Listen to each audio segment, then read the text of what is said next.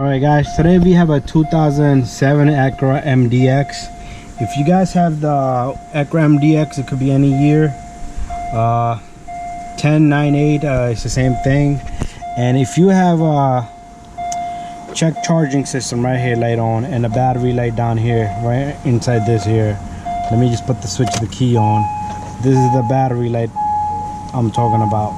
And here in the screen it'll say check charging system. That means the alternator is bad. Okay, you could check few fuses, but it usually is the alternator.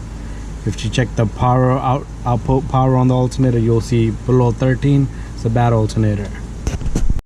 All right, so guys, the alternator is down here. It has a number 10 bolt down here and a connector, and then it has a bolts down here. First we're gonna take out the battery.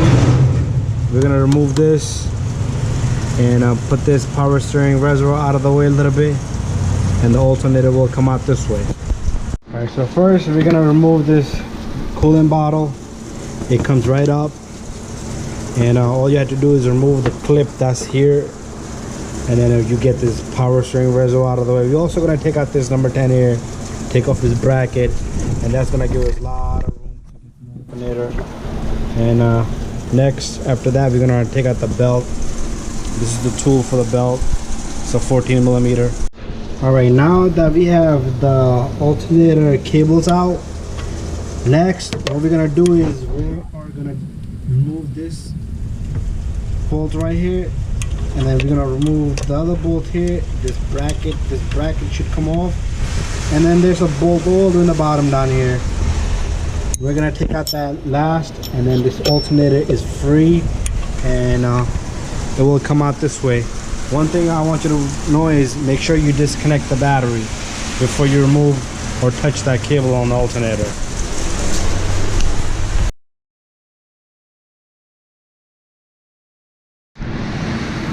Alright, so remove the power steering reservoir out of the way a little bit. Now we have all that gap. So you take the reservoir, just put it to one side. Those hoses are flexible, so you should be alright.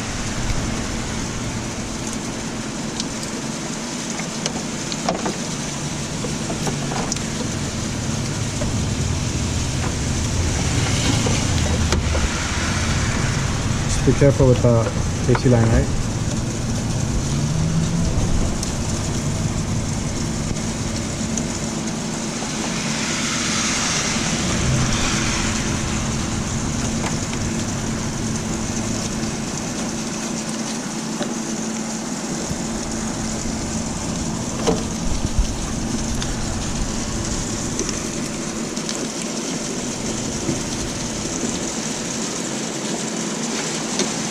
So that's how you get the alternator out of there.